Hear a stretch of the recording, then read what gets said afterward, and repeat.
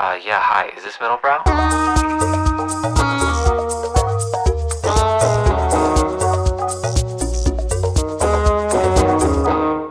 What's up, everyone? Welcome to the Middlebrow podcast. I'm one of your co-hosts, Brian Park. I'm the other co-host, Dan Rosen. I just want to thank you for holding space for us both I on hold this podcast. so much space for you, Brian. Always. In my heart, in my anus. I don't know. Felt like a tight fit last time, but who knows? Maybe it'll be different the next time. You're we writing hang the out. fan fiction for our that our audience should be doing to create community, which we need to be doing. So we have some line items to start off here. First and foremost, we want to thank our wonderful hosts at Hello Human for providing this space for us. Hell yeah, we're back. But a different place in the room. You thought you'd get two locations. Actually, this will come out before the first episode, the other episode. This is the first time we're at Hello Human. Wink. Right. You just caused all this confusion. To what end? The audience doesn't care. You're going to have to delete this. And if you're curious, well, actually, you should be curious about what Hello Human looks like. And if you want to see, we have a YouTube. We have a YouTube. Everything's YouTube. If you want us to continue podcasting, you need to subscribe and watch on YouTube. Yeah, it's not enough to just DM one of us like, loving the pod, bro. No, you have to go to youtube.com, a subsidiary of Alphabet. There you go to Middlebrow and then you subscribe to the and YouTube. leave a comment. All those things. We're on the same the same place that you watch your Mr. Beast videos. The ones where a lot of overlap between our audience and Mr. Beast watchers. We are not burning someone alive in a home, but we are. We're having a laugh, having a chat. I ran that by you, and you didn't like spaces. And we're stressing the YouTube because Dan and we got chastised by our reps. Mostly, no. Brian's reps did a deep dive, and they said, "You guys aren't building a sense of community. You need more." The dorks at Brian's management company said, "We're just not fostering a healthy back and forth. The comments, there's no synergy. So they were here to create synergy." Are you done? The last time I shed on your reps, you texted me and asked me to take that out. When did you shed on my reps? I'm gonna take that out. Tell your friends about the pod. Everything is YouTube now. Well, soon it's all going to be Sora. Well, before we get into Sora, I want to talk about something personal. Oh, okay. Yeah, you're gonna hate this, Dan. By the way, this is another thing that the reps said, that if you notice all of a sudden we're talking about ourselves, and so you can get to know us a little bit better. Isn't that what you want? You're so annoying, Dan. No, let's get to know. Why do you keep everything at arm's length, okay? Not everything has to be some fucking Brad Tremmel analysis that you are bastardizing on. We can all podcast. be, what the world needs is more performative diaristic media in which people ejaculate and prostrate themselves for the greater good. Well, speaking of diary, Dan, I have a mood diary now. No. Yeah, I have a I quit the podcast. I have a mood diary. What does that mean? I was instructed by my therapist to have a mood diary. Fire your therapist. Is your therapist ChatGPT? No, she's a real human being. Okay. Yeah. No, I have a mood diary because my girlfriend has increasingly noticed this, and I have a split personality. She's labeled it as day Brian and night Brian. Wow. Yeah. You think you have BPD? Is that what BPD is? I don't know. We don't know anything. Don't take it. Don't. Ooh, Let's open this can of worms. If I get diagnosed BPD, I am going to Pete Davidson the shit out of that. Imagine how good your career would be. Like, just lie. Who's stopping you? I would leave you. Who's stopping I'm gonna you? leave you? Okay. Who's going to challenge you? Middlebrow will be done, and I will be on every little TikTok show. I know. As someone with BPD. People have said our podcast is not neurodivergent enough. Well, here we go, people. No, but there's night Brian and day Brian. Okay. Yeah. So I'm noticing it. You're in bad moods at night? No, I'm great moods. Oh. I get the zoomies. We should record at night then. Oh my God, dude. I only see you during the day. You only see me when I'm testy little angry Brian mad at me for not building community on the podcast. That's day Brian. Okay. Night Brian. The midnight version He's of me. chilling. I'm elated. I want to talk. I want to chill. You want to so fun. yell from the rooftops? Yeah, but there is a marked difference in my mental states. You know, when you are a professional creative, freelance creative, as we are, the boundaries are gone. You're always working and not working. Yeah, but that's why I was instructed to keep a mood diary to figure out. Notice why this is. But what are you going to learn? Your girlfriend already diagnosed you. That that I'm like Charlie Day and It's Always Sunny. Yeah. Yeah. You're so Dr. Jekyll and Mr. Hyde. I had. Do you have that? Do I have that? I'm pretty. You're pretty. I mean, I get hangry. You're pretty Your boy gets cynical. hangry. You're pretty cynical and sardonic. Yeah, 24/7. just 100% of the time, even when I'm sleeping. Yeah, I'm a little bitchy. So I want you to. I do get I will get bursts of creativity at like midnight where I'm just like staying up and I'll just kind of enter some kind of flow state where I'll just bang out an idea and just want to keep working on it. And usually, no, I'm kind of equally unproductive Right. throughout the whole day, and then I just yell at myself until I try to get something done. It's true. The only times I've ever seen you really happy with your guard down is whenever you have a pastrami rice sandwich in front of you at S&P Deli. I mean, I'm like, okay, that's kind of it, huh? This is kind of anti-Semitic of me to notice this, but it's what I'm experiencing with you in the moment. That's how you should. Yeah, anytime you want me to be before every meeting, if we have a big meeting ever, you should just bring me a little pastrami on rye, a little Reuben situation. It could be that intellectually I know that, after 11, work's done. I'm rested. I can get ready for bed. I can wind down. Mm-hmm. So you allow yourself that freedom. Maybe it's just I like contain myself and put so many rules on myself that I'm just a fucking little bitch. Is this mood journal going to be like how it is for kindergartners, where it's like a smiley face? Check in with your body. Check in, gold stars. It could be. I don't do that. But I should. Okay. I'll have a little grid. We'll check in every podcast. How's the mood, bro? I'd be the worst therapist. I'd be the most toxic, horrible. Where would I even buy gold star stickers in the city? I don't know. Amazon.com. There must be some stationery stores. I have no idea. You got to get the stamp, that sad face and the happy face. Happy face. Happy face, sad face. And you have a little clock, and you just do it for every hour. Well, for our listeners, I invite you to leave us a comment on YouTube. Leave us a comment on Spotify. Yeah, but only when you're in a good mood. If you relate to this. Are you a little bitch in the morning? And a cheery, lovely fellow? Okay, so this is good. We should have all our work calls and production calls at midnight. At midnight, I'm chilling then. I am like it's a side of me that you probably you came to my housewarming party and you left at 8:30 p.m. Yeah, everyone asked, they're like, "Where's your?" Yeah, he left. He was the first one here, first one to leave. That's good. I leave much to be desired. There were so many questions throughout the night. People were like, "Oh, are you guys not that close? Are you guys beefing?" I was excited to meet him. I'm like, I don't know. It's too weird to meet that many people who know me, but I don't know them. That is a bizarre. That was like an entire house of people who knew me very well, have listened to me talk on end, and have a relationship with me, and I don't know, and that freaks me out. And they're probably listening right now. They're very nice. It's nothing you did. It's just I don't know how to handle that because that's not normal. And so I was like, okay, I can't do small talk with someone who knows everything about me. Okay, so this is why you didn't want to get more personal on our podcast when I said, yeah. Did the asymmetry more. You want to encourage the parasocial relationship. You don't know me. You think you know me. It's a performance. But maybe it's a mistake. Maybe we should be more diaristic because then we need to feed the AI to know us.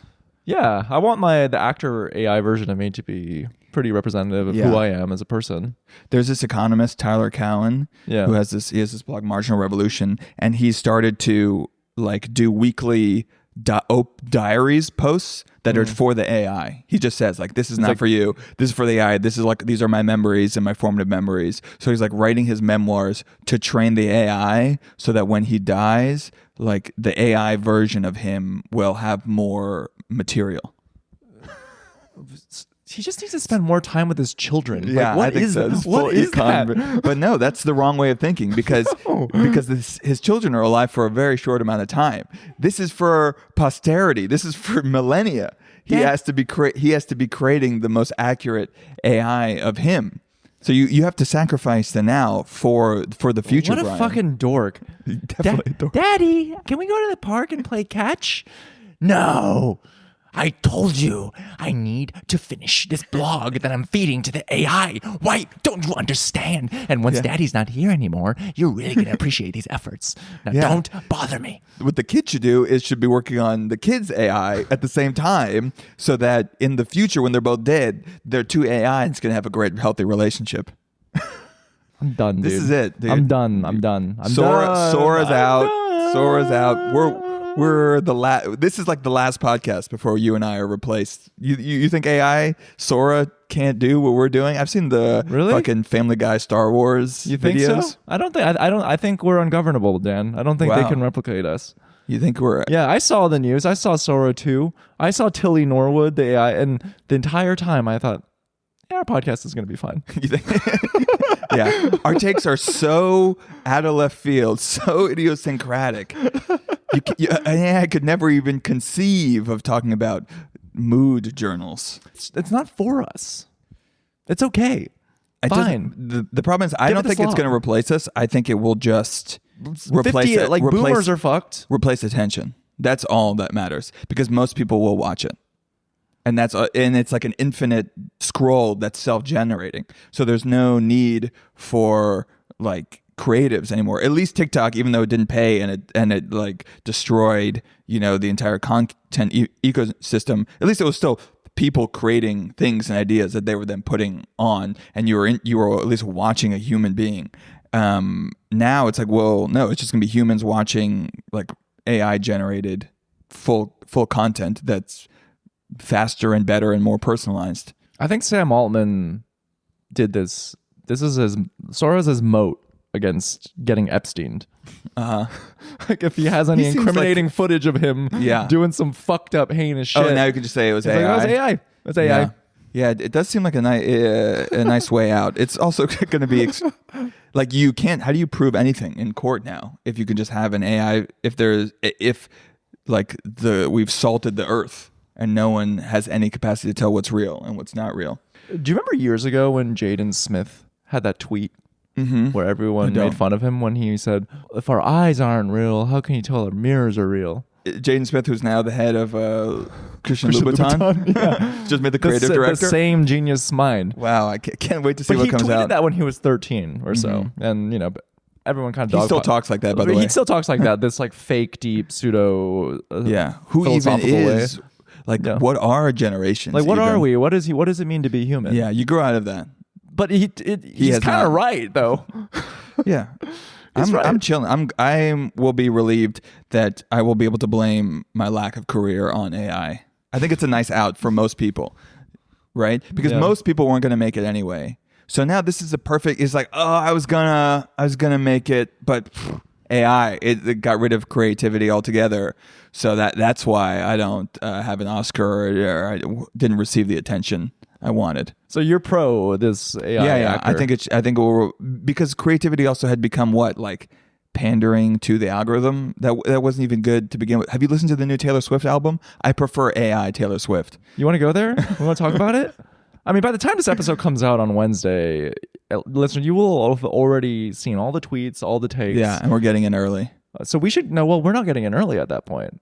That's true. I think it'll be good for us strategically. I'm just a mouthpiece for my reps now. Is what's happening on this podcast. I actually thought I thought it was really good. I thought it was really good. Wow. Yeah. Nighttime Brian likes Taylor Swift. I love the Taylor Swift album. Yeah. You like one of the richest women on the planet complaining about how I don't understand. Everyone's so mean to her. Yeah, that's what you like in music. I mean, it's just I don't understand all this hate directed towards it. I mean, I honestly think the best art does come from billionaires. Yeah, like just fucking work harder. It's all envy. Everyone's just envious of this behemoth brand that she's created for herself. Yeah, it's like rooting for the New York Yankees, and then that's what liking this Taylor Swift album is. I like the New York Yankees. Yes, and I like the Taylor Swift. Great. You like Diet Lana Del Rey, which is cool. It does sound a lot like Lana Del Rey. Yeah, and it doesn't make sense because at least that it used to be the case because they both were produced by Jack Antonoff. Now Yeah. she went back to Max Martin, who like made her only actual catchy songs, like Blank Space. And I think she's actually too big for a good producer, because she just overpowers Max Martin. Because what's cool about Max Martin is he's so good at, he doesn't care about lyrics. He only cares about like melody and syllables. And so he can have songs like Hit Me Baby One More Time or whatever, those kind of weird Swedish pop lyrics where they don't totally make sense. He's like, it doesn't matter. It's all about how it sounds, and the words are just melodic. But Taylor Swift has like decided that she's an AP English now, and those are her lyrics. But the irony is that the lyrics they're bad. They're very bad and cringe. Yeah. I prefer like basic baby lyrics. Like the reading comprehension is not there, and she's getting raked through the mud for the song that she's directed at Charlie XCX. Because Charlie XCX's song is Sympathy is a Knife. Yeah. Yeah. But it's not an attack on Taylor either. No, it's a very self-reflective song about how she feels so small in the room with Taylor Swift, and how she feels like, I mean, it's much like what we talk about on the podcast. We're peers with Joe Rogan, Dan. Yes. Yet. Yeah, it's about her insecurity, and Taylor Swift can only take that as an attack. Fuck you, because she knows that Charlie XCX is like an interesting artist. That's not like a behemoth. But Taylor Swift is like a Marvel movie. It's the same with Marvel fans, where it's not enough just to be the most popular thing in the world that's completely taken over. That's the only thing people are into in that space. You also have to be the critical best, the most But liked. Taylor Swift does have an artistry to her. She can make checking out at a Target feel like a cinematic moment. Yeah, this is the magic of living in suburbia. Yeah, she can make. It's a particular skill. It's hard to make the mundane feel somewhat, She can make something like dancing feel like a colonoscopy. Who can do that? who is as fluid? It's harder to do what she does than what Charlie XCX does. Because Charlie XCX already exists on the fringe. Like, that's intrinsically, there is a coolness You mean to make it? Yeah. Oh, to be cool. Well, yeah, but like with Taylor Swift, No, like you have to, I guess she's for the mean. And so if you're an artist, she's like Thomas Kincaid. She is the mean. She's Thomas everything. Kincaid. She is the painter of light. Yeah, that's for sure. And she just keeps on going. She'll continue to tour. She'll continue to put out movies. People will consume it. She alluded to Travis Kelce having a fat dick in the album. Yeah. Wow, that's more risque than I would have. It's pretty risque. Spread her thighs open for that redwood tree. She also talked about Maddie Healy. That happened so long ago. That's all she has. She has no problems, so she just has to mind the same like. It's like when stand-ups get too big and they just start talking about like first class on an airline. It's like, this is not actually relatable. Oh my God, at all. Riyadh. We were early to the Riyadh Comedy. We were early, yeah. Riyadh Comedy Festival. Well, I was surprised because when it came out, I feel like no one was talking about it. So when we talked on the podcast, I was like, feels like no one's talking about it. But now that's actually going on, I feel like it has backfired completely. Oh, it's so awful. They're like contractually obligated to say, I don't know what you all are talking about. In fact, I would rather perform in Saudi Arabia. They are just like you and me. They love to laugh. They have a bright, vibrant culture. They execute their critics. They have slaves. That's what I want to perform for. They make the slaves laugh. They bring them the slaves into the arena, and then they say like, "Well, we won't give you your passport back." But those are the people who need some laughter and lightness in their lives jokes. the most, Dan. They need to laugh the most, Dan. Laughter is the best medicine. The Bangladeshi indentured servants love Chappelle's take on trans people. Now you have the comics coming out of the woodwork who said that they got an offer to Riyadh, but they turned it down. You can kind of keep that to yourself. That's totally fine. I like it. You're just trying to hop onto this clout train here. I think you got to do it, dude. It's no different from being at a party and be like, oh, I was actually invited, but I couldn't go out of this other things. Like I don't need to know. I think if you turn down quite a hefty bag and kept your integrity, I'm okay with you bragging a little bit about it. I think you get some bragging rights if you turn down $350,000 and kept your soul. You should do it. You should brag about it. I think actually fewer people would have done it if people knew constantly. Like anytime any comedian or musician gets an offer and they reject it, they should post about it because it will create a culture of shame around performing for like the Sultan of Brunei on their yacht. Savros Halkias, he said it best. He turned it down, but he said he only turned it down because they kept doubling the offer each time he turned it down. He said, just stop calling me until you, because you're going to offer me a number that I can't say no to. So just stop. Yeah. Because money is no object. Obviously, they just like dig it out of the ground. Shane Gillis turned it down. Who knew? He's like a new Jesus of Nazareth. Yeah. Coming but from then the I saw a ashes. video of him opening for Zach Bryan doing the most fucking hack trans jokes. And I was like, well, maybe you, if you're going to do the same set you would have done Saudi Arabia, then what was even the point?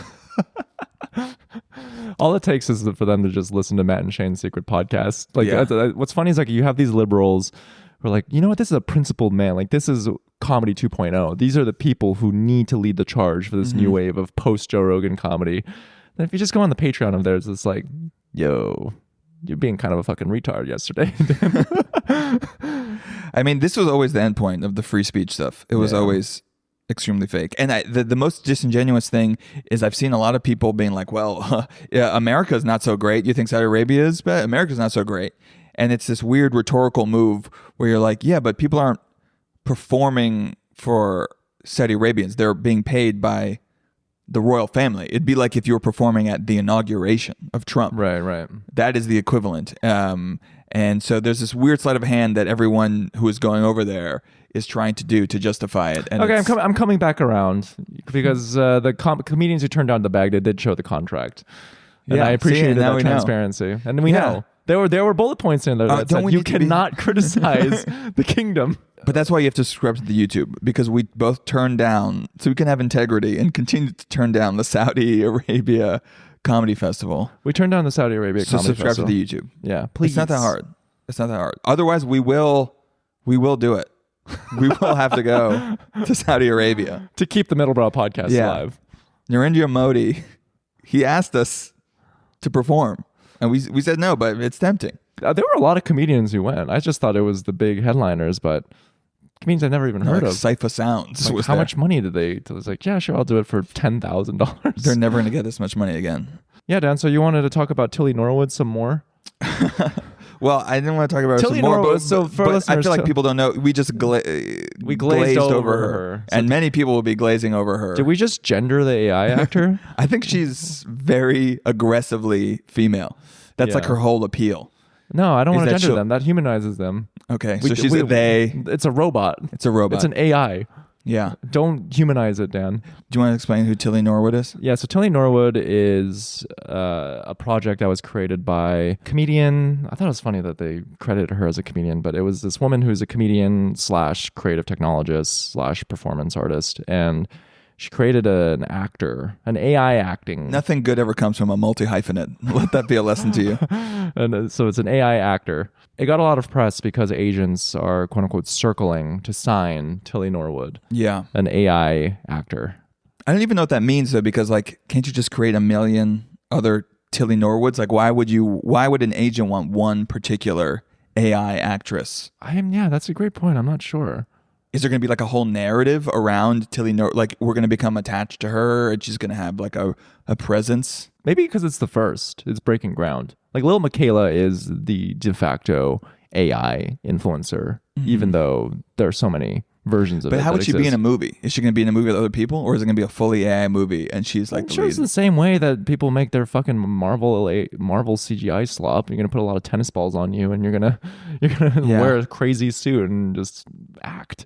She's gonna have to like come out with the stance on like Hamas in Gaza. Like, do you condemn Hamas, Tilly Norwood? Would they fuck it up? Whoa, that's a really sensitive issue, and I'm not sure if I really want to go there. There's a lot of complexity. It's actually not complex. Is there an AI Harvey Weinstein who she has to jerk off to get parts? Get a stapler thrown at her head by Scott Rudin. Yeah, AI Scott Rudin. Like, listen, you want to make it in the business. They want to build a narrative around her. She has to have this backstory. I mean, that is what's really would fill out the human aspect of this actor. That would make it fair. That would make it interesting to me, compelling. If Get she referenced in Emrata's next memoir about how she's a yacht girl. Yes. She has to have a journey. She can't just appear in these movies. We have to root for her that she went through the trials and horrors of Hollywood. Well, the writer that you brought up, Tyler Cowen, he wrote this piece for the Free Press. Yeah. Shout out Bari Weiss, our new overlord. our new editor-in-chief of CBS News, baby. People are acting like this is a big deal. Who watches CBS? Like all these news channels are dead and irrelevant. So 60 it's like, minutes. I know, but these are not. 60 minutes is come on. It's gonna be gone. It's gonna be 1 minute soon. But yeah, I'm excited for Barry Weiss's take on 60 Minutes. I mean, Tyler Cowen. I mean, his main thing is like we're already there. Like, well, the actors of today, like the Jacob Elordis or Sydney Sweeney's, they're essentially just AI. Yeah, this is we've talked about this before. They've done like Hollywood and music. They've done it to themselves by making the most like bland, palatable, smooth edge content that the transition to AI will be seamless because they're already making things without emotion that look like shit, that have the same AI like glassy, plasticky, overlit look with no mood, with horrible dialogue. So we paved the road to our own AI hell. It might be better. Honestly, it might be. Actors are nightmares on set. So many stories of actors who just do too much coke and they have to cancel a whole production day. Tilly's never done coke. She's a professional. Tilly would never. She shows up, everyone talks about how hard Tilly works. Shows up on set. She thanks the Crafty. gaffers. She helps out when she can. Yeah, she buys coffee for the crew. She brought in coffee from Cafe Nero. I want to see Tilly on GQ's 10 Things I Can't Live Without. I want to know what's in Tilly's bag. She's gonna be on Subway Takes. Kareem would definitely do that. Kareem would have an AI, and the take will be like, AI actors are not as bad as you think. 100% agree. AI is the future. Let's go. You would see it. I would see it. I'm going to make a movie with AI. You're going to make me see it. Because that's kind of what you do. Tilly Norwood's first feature film. All right, we need to see this. We need to talk about it on the pod. We have to see it in this division, Dolby 7.2. Well, are you going to get Friend, that necklace, that AI Friend necklace? Oh, what a fucking loser. That's so fucking We're going to get whack. it for the pod to talk about. It blanketed the West 4th Street subway. That would where be you were, actually. Where I was, yeah. That's going to be the last gasp of this podcast if we spend our entire marketing budget on subway ads. For people to just deface. Oh my God. When I worked at a startup, we would always make fun of the other brands that did subway ads because the ROI on those is so bad. Like there's no way to see how they work. There's really only New York and Chicago, like they're Boston, barely any cities that you could do it. Yeah. So the whole purpose of it is just because your peers ride the subway. Right. And so it's to perform for them, to make them feel like, oh, I'm seeing your company everywhere. Casper Mattress, they're on the subway. Which, by the way, some of those puzzles were hard. The Casper Mattress ones, I still think about them from time to time. Yeah, I'm just a simple boy. What are you doing? I don't have time. You missed your stop doing all this Casper Mattress. But the thing with Friend that annoys me is that for a lot of these founders, Steve Jobs is their god. Mm-hmm. And they praise Steve Jobs. And Steve Jobs is relentless adherence to good design, good form. The necklace is fucking ugly. Dude, it's horrible. It's on like a cheap made in China, like it's worse than a lanyard you would wear as a freshman. Yeah, in college. And the object itself like looks like a fire alarm or something, like a smoke detector. Who wants it? You look like you're in a cult. Like Nixium had these. You're like, hello. You are my friend. Also, then you're signaling to everyone that you're a fucking loser by wearing one of these. I don't know. Sometimes I'm hardened. Like I think that's gonna fail. All like the Meta glasses and the Apple Vision. Like people don't want to wear shit at all. I don't think people will, because it's so. Google Glass failed. All these things like look so obviously dorky and signal to everyone that you're a fucking loser. That I think they will not be adopted. I think they will. If it's more discreet. Yeah, if it's a contact lens, I think people would buy into it. Yeah. You just don't want people to know that you have it, but the access to the technology people are still intrigued by. Yeah, people wear AirPods because it's like Oh, I heard the translation is actually pretty shitty for the new AirPods. It'd be funny if someone got killed. Like, you think they'd be able to sue Apple if like it mistranslated and they accidentally like thought someone said like "fuck yourself" and then they got into a fight. That's so funny. It's kind of like the Apollo disaster. Like if you're an astronaut and you're on a team with like Russian physicists and you just get like the conversion wrong in your ear. Yeah. It's like, no, it was meters. Or if you're a hostage Yeah. by Al Qaeda. Please. Like it just, I know like it's it's going to pair like it does this. This is the ad for Duolingo. We're writing an ad for Duolingo where it's people desperately trying to use AirPods for translation, but it keeps going wrong and they end up in bad situations. And then it's going to be like, Duolingo. Know what you're talking about. I saw a job posting for the director of social media at Duolingo. Because social media teams, they often get the shit end of the stick at a lot of these media companies because people don't take social media seriously. Yeah. But Duolingo sort of disrupted that whole... Yeah, by annoyingly paradigm. commenting on everyone's TikTok to like a cringe degree. Just to open the floodgates for all of these companies to create their own Tilly Norwoods. Yes. What do you think the salary band is for social media director at Duolingo? 175. 275 to 350. Wow. Social media director. Yeah. I think it's fair. I might just quit this podcast. Okay, so Dan, It's going to be a hard time. It is a hard time, but listeners, this is why you need to subscribe to our YouTube.com. We're going to be so fucking annoying about this. Okay, so Brian's reps are standing behind the camera with machine guns pointed at Brian. And if he does not mention the YouTube every 10 minutes, they will fire. Plug the YouTube right now. Plug the YouTube. Plug the YouTube. Hey, Brian. Community. You have not plugged the YouTube enough. You need to... Community. You have to create a sense of reps are belonging. Reps are consultants. Yeah, we're creatives. We have diapers on. Like, we need to be told what to do. Yes. We have our little all binkies. good art is made by agents. That's what people say. The best art agents and then billionaires and then yeah.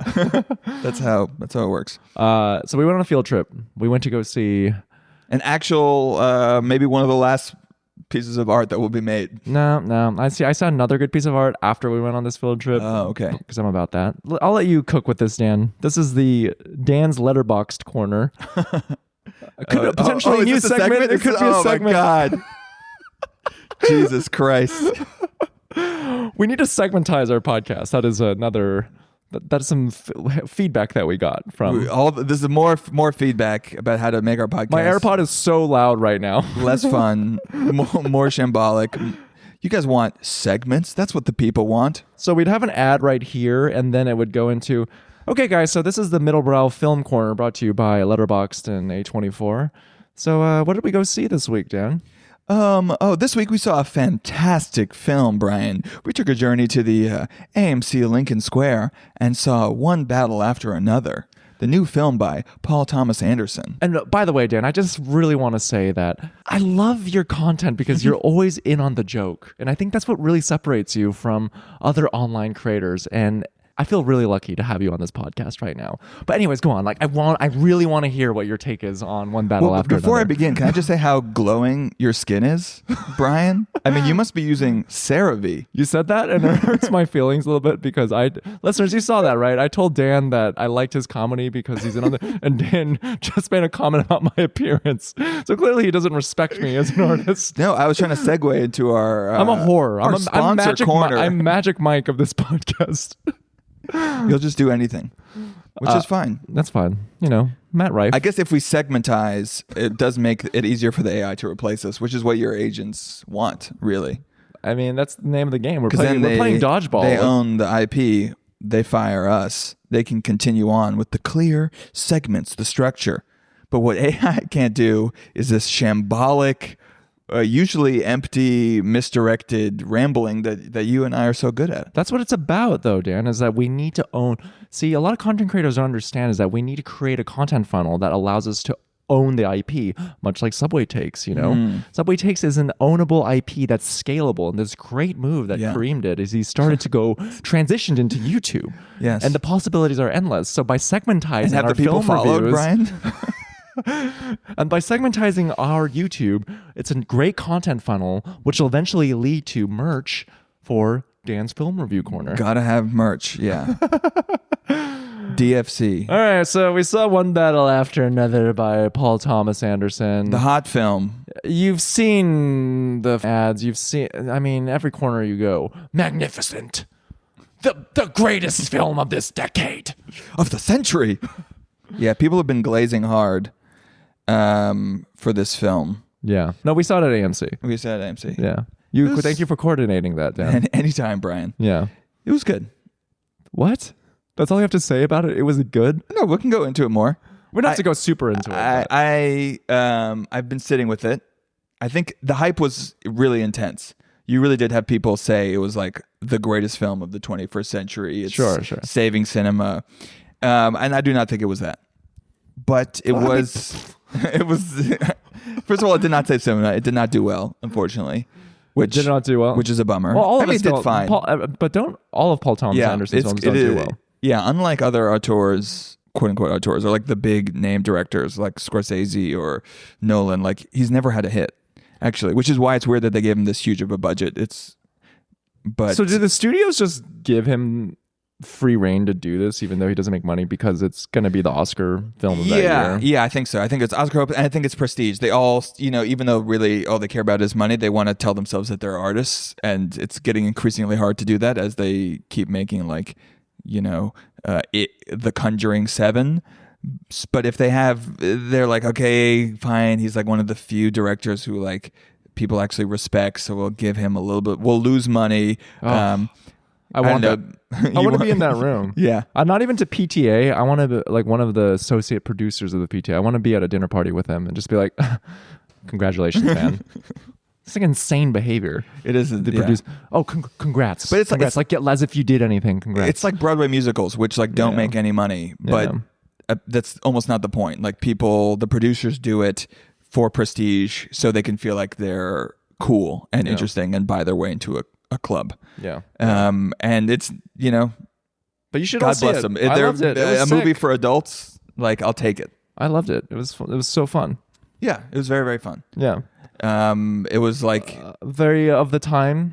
Yes, prescient. It was very prescient. Although I think, I mean, for those who haven't seen it, it's about this kind of leftist revolutionary guerrilla group called the French 75. Yeah. That's similar to maybe some of the 60s revolutionary groups like the Weather Underground. The movie starts with them like, Viva la Revolution. yeah, fucking shit up. freeing migrants. Bombing centers are not pro-abortion, that sort of thing.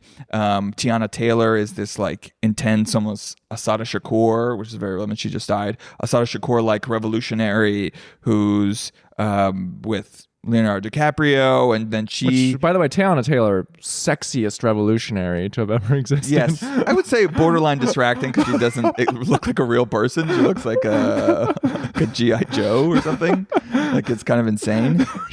Okay, I don't know. The plastic surgery in the face is a little distracting. Yeah, great performance by her though. Yeah.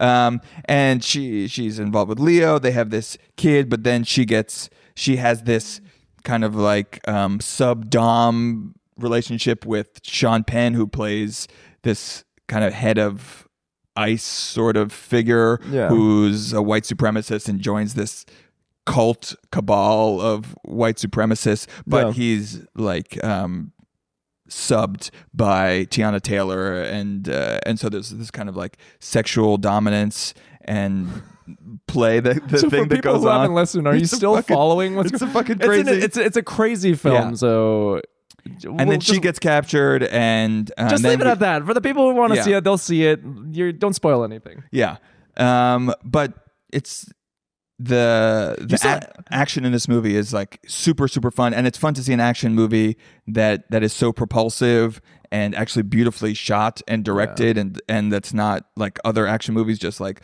close up, quick cutting. You barely even know what's going on. It's super dark, right? Like poorly lit, poorly choreographed. This actually feels intense, visually exciting, using the language of cinema Did you saw Eddington, right? Yes. I didn't see Eddington. You implored me to see Eddington. I did. I didn't see it. You did not, because you don't care about the podcast. You care about the segments, but not the podcast.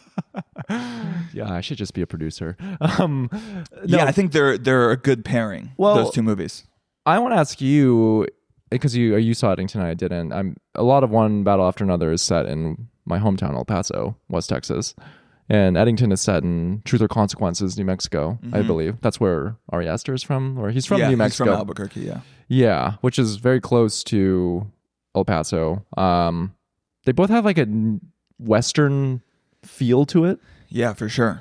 You know what I mean? Like, is it a coincidence that both they're of both these films that are just like are Westerns? Yeah. Yeah, I mean, I think they're both like genre films.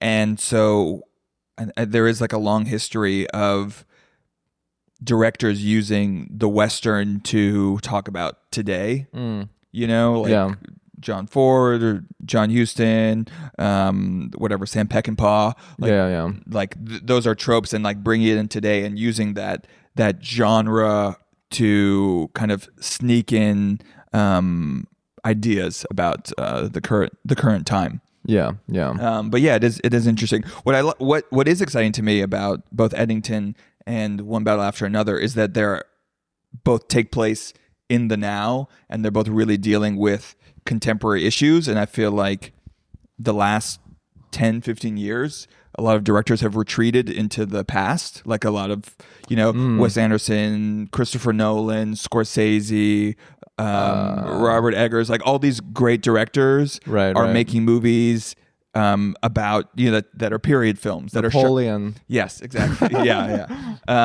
That are, and some people say it's because of the phones, because the phones are not visually interesting. But I think there's some cowardice. Like, film used to be an amazing place where directors would tackle contemporary issues like head on, like Do the Right Thing, or Guess Who's Coming to Dinner, or Taxi Driver, whatever. All these movies that we love that felt like really, really current, that they had their finger on the pulse of now. And I felt like directors had abandoned that. And so it's really exciting for me to see that, like, oh, actually really, really talented artists are now talking about right now, today, giving their take on where we are, using the language of cinema in a way that's not like TV does it. There's still a lot of it in TV, but I feel like film has shied away from it. It's easier for TV because it just moves so much more quickly. Like, by the time that you write a script and the film actually goes into production, it could be like 3 or 5 years, which is a fucking eternity in the discourse, I feel that way about any films that allude to COVID now. Immediately makes me want to turn it off. I'm like, what the fuck is this? Get ready for Eddington. Did you like One Battle After Another? Yeah, I had so much fun. It was great. Yeah. I mean, I love PTA, and I thought the performances were fantastic. Yeah, Leo's amazing. Incredible. And one funny thing about it, though, is so there's a breakout star in the film. Her name is Chase Infiniti. She's the old... sounds like a fake name. It sounds like actually a name in the movie, because the movie had like Lockjaw and what Tiana Taylor's character's last name was, like Beverly Hills. What was her name? Perfidia Beverly Hills. Yeah. So because this book was based on Sergio San Carlos. Yes. Benicio del Toro. Benicio del Toro is amazing. Leonardo DiCaprio, goated. Benicio del Toro. Oh my god, incredible. Yes. That guy does not miss. He's so chill. Also, like, very different than he was in the Phoenician Scheme. Yeah, he's on board. I was watching this movie and I realized it's kind of like, it's almost like a comic book movie that's like extremely well shot and acted and played very realistically. Right. But actually, like, its universe is almost like John Wick or something, or like Star Wars. Yeah. Where there are these secret cabals and insurgent groups, and there's these conspiracies, and like, I would say the bad guys are pretty, like, they're like white supremacists, but they're almost cartoonish, right? Even though it's played straight, like they're called the Christmas Adventurers, and they meet in these kind of underground facilities. Like, Benicio del Toro's character he runs a karate dojo, but he's also like has this Latino Underground Railroad, where he's helping immigrants and like. But that is almost by design, though, because the subdued nature of Benicio del Toro is what makes him good. No, it's like, but it's played very real. Yeah, but like yeah. if you actually look at it, like, yeah, there's this like the nurse is in on it, the immigrations officer, like there's this almost like secret conspiracy network where everyone's can help people, and that's something very much out of like John Wick, where Lawrence Fishburne is like the head of the homeless people, and he has a network of homeless people all over to help John Wick. But I think that's fun that he's like kind of playing with these genre tropes, but actually he's making it for adults. So you still get all kind of the pleasures of this super fun world that's really fleshed out, imagining, you know, what a mutual aid society would look like. Right. Yeah, I mean, it's really immersive in that way. And that's why, I wasn't bored at any moment. Like the 3 hours goes by really, really quickly. Yeah. The pacing is so strong. So there's this breakout star in the film, Chase Infiniti. She's the only, you will recognize every other actor in the film, but Chase Infiniti, I've never seen her before. Because that she's somewhat green to the industry, she had to go through this like really arduous and grueling audition process because you're working with Leo. Don't tell me she's a nepo baby. Please no, she's not. She's not a nepo baby. God. I mean, her name is Chase Infiniti.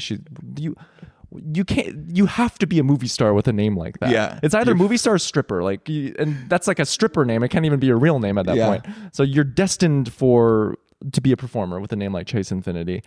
What's really funny, though, is that in college, she was part of a K-pop cover dance group.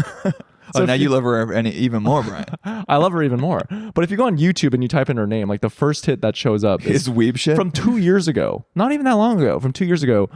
She's in Chicago and she's doing K-pop dances and lip syncing. Yeah.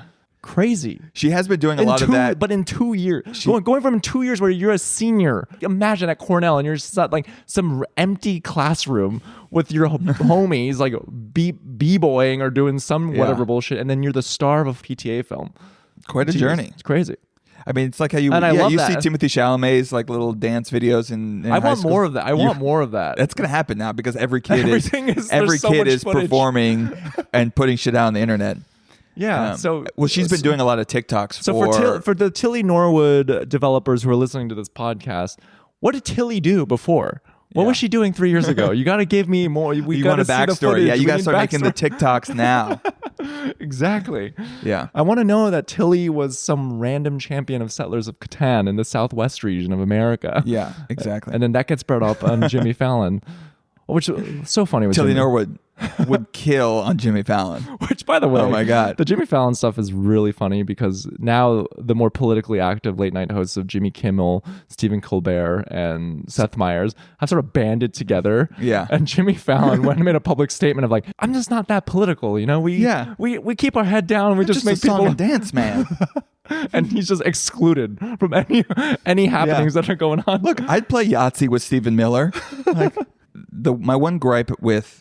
Oh, of course you have a gripe. I think it's important to not, bite in wholesale. The politics, even though it did take place in the world now, the politics of it felt like pretty shallow to me. It felt very aesthetic. Yeah, I wanted some more dirtbag left commentary. I just Where think were those podcasts? I think it like PTA cares a lot about character and relationships, and those were like really exciting in this movie. And like, all his movies have this kind of power dynamic and people who are in power wanting to be released and controlled in different moments, often sexually. But like the migrants are basically faceless, it doesn't really feel like today, like there is no leftist guerrilla group like blowing shit up that's a remnant of the 60s. And even like the like white supremacist cabal is like so cartoonish in a way that it feels like it's not completely contending with like the problem. Also, like the white supremacists we have now are not, they're like do it in the open. Like Tucker Carlson just has his podcast, Yeah. And so to me, he was more interested in them. And he's been working on this movie for like 20 years. So I don't think, even though he's like grabbing these things like immigrants and abortion and these revolutionaries, he's kind of treating them shallowly, at least especially compared to like Eddington, which is not as good of a movie. Like it's not as complete of a movie, but I feel like it is really tackling. Like the characters are more nuanced and No, but I think it's just a more astute, sharper understanding of where we are and how we got here. I think the big thing is like one battle after another takes place today. There are almost no phones. Like he doesn't know how to deal with them. And Eddington is like very much all about the algorithm and this big data center that's being built in town is kind of looming over everything. And that's what's causing the kind of different worlds that all its characters are living in, and all the misunderstandings are from overlord cabal that we actually don't even meet. It's kind of this mysterious presence that's controlling or causing chaos in everyone. That's my take. Eddington, worst movie, more interesting political my one exploration. gripe with the film is that, Dan, you organized this. Yeah. You organized 8 of us to see this together. And usually after, especially a 3-hour epic, a PTA film, the first thing you want to do is you want to have a little stop and chat after and kind of discuss like, oh, what'd you think? What'd you think? You didn't want any of that. As soon as the movie ended, Dan goes, okay, later. Listen, it was late. It was rude. It was rude. It was rude. I was a little rude. You know, it was chaos coming out of the bathroom. Oh, okay, later. Also, I wanted to save it for the pod.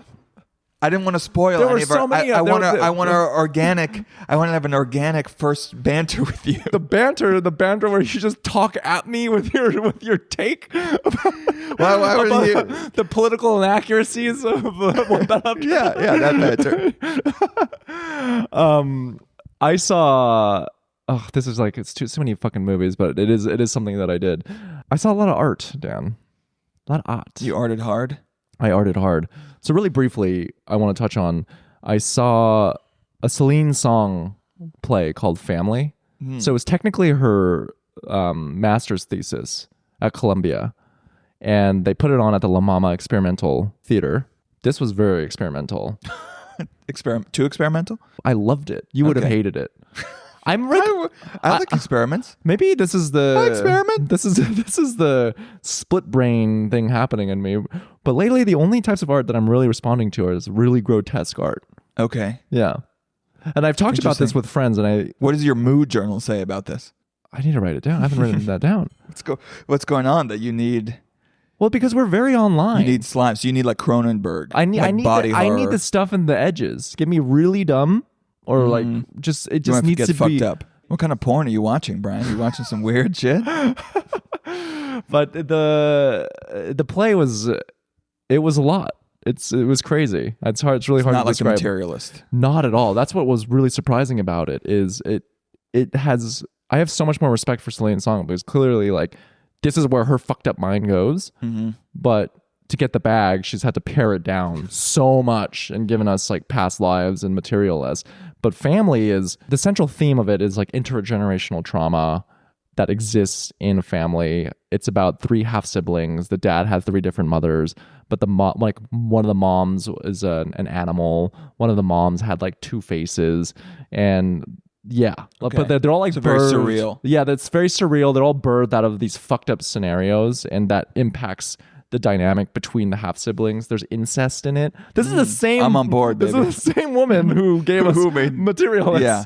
And Which, by the way, had nothing grotesque. I wish it had any sort of friction or bizarreness. Where did that go? She just like beat it out of herself to make it in Hollywood? I mean, it's in her.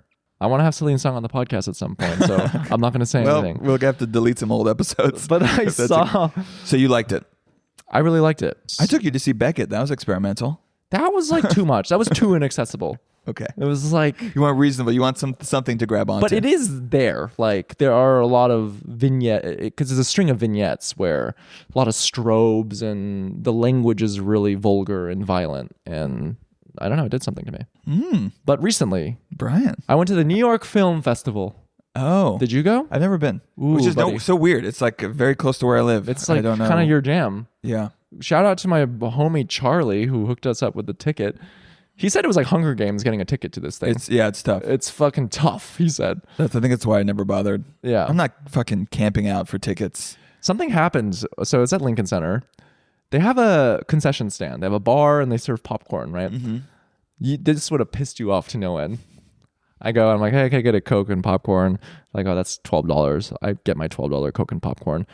I walk 20 feet to the ticket place and they said, no food or drink allowed inside. What?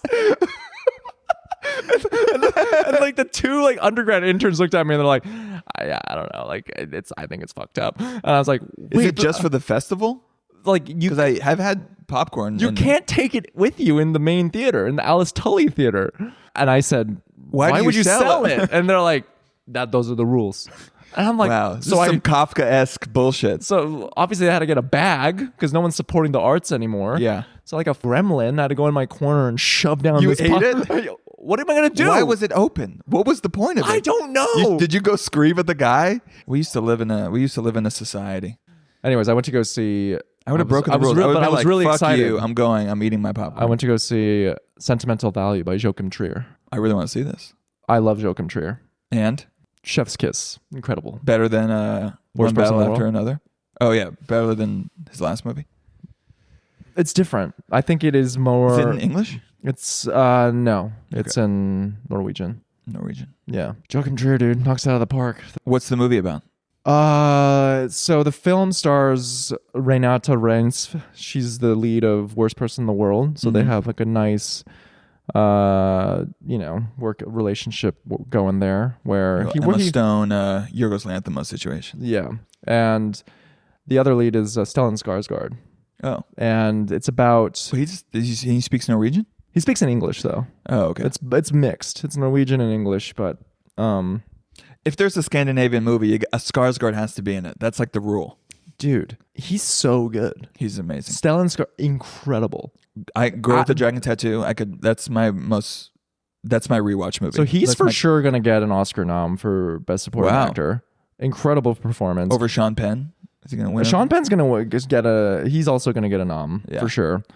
And this movie is definitely going to get Best Foreign Film nod. So the movie, it's about it follows a family, and Stellan Skarsgård's character is a dad who gets divorced from the mother and then goes on to become a influential filmmaker, and then he comes back to his daughter, Renata Reins, and who is working as a theater actor, and he proposes that she act in his magnum opus film that touches on family and the trauma that he subjected them through. Okay. And so it's a film that explores... Very meta. Yeah, it's very meta. It explores like themes of a lot of intergenerational family trauma told through the story of a childhood home. Seems to be what you're into these days. I'm into a lot of intergenerational trauma. I don't want to give too much though, because it is the film, and Elle Fanning is in it, and she's fantastic in it too. She plays like an American actor. Got it. And Catherine Cohen is in it too. Wow. Scene stealer. She's hysterical in it. We out here. Comedians, we out here. We fucking out here. Random ass. It's like how Dijon was in One Battle After Another. So I was like, how'd you get in this movie? I mean, it is so funny. I think the funniest art that I engage with are these films made by Scandies. So Christopher Borgley and Joachim Trier. And the way he uses Catherine Cohen. There is like a dark humor. I mean, it is there's a lot of black comedy in this. Who's the guy who does the Triangle of Sadness? Ruben Östlund. I don't like it as much. I don't like those. Those movies are too edgelord for me. They're like, we get it. You're like dark and brooding. Yeah. So this... But yeah, there's a very good dry... Amazing. Sense So of many great humor. moments. And then even the way he uses Catherine Cohen in this film, you are a master of this. Like, you just know exactly what you want out of your performers and how to get as much juice as possible out of these scenes. But it's very different. So different from One Battle After Another. This one, pacing-wise, a lot slower, but there's a lot more emotional depth in this. So... Oh, I will fucking different watch strokes. it. You're gonna watch the shit out of it In like 6 months once they're out. I don't know. I'm gonna predict that you're not gonna like it. Wow. Yeah. I'm gonna like it now just to spite you. I've already said many times. Subscribe on to this the YouTube. podcast, I like. Sorry. I like a good tone poem. I like quiet meditative films, and I don't think that's your jam. Not my jam. Not your jam. Sorry. Yeah. I like. Are you gonna read Woody Allen's new book? Which, by the way, Dan, I'm sorry. Like his first novel? Do you know what it's about? I'm sure it's about. Is there stomach problems in it? I'm sure it's about like an intellectual Jew who's having relationship problems and is sad and feels I don't know, unfulfilled in his creative life. Yeah, you can't read Woody's book that's a Kindle book. I think you could read it in New York. You think you can have it out? This is the one place where people would every person that I've met in New York. You have to put it inside Lolita. You have to read it inside Lolita. Anytime I meet a Woody Allen defender, just like the justifications, because I'm the mainstream. I'm not a defender. I'm just saying I'm the mainstream. I'm like, it's kind of fucking weird that he's ended up marrying his. Listen, anytime you start, but let me finish. Okay, I say it's kind of fucking weird they ended up marrying his stepdaughter, adopted, like his adopted. I don't even know his stepdaughter. It's kind of fucking weird he ended up marrying his stepdaughter, and the defense is always it's not illegal.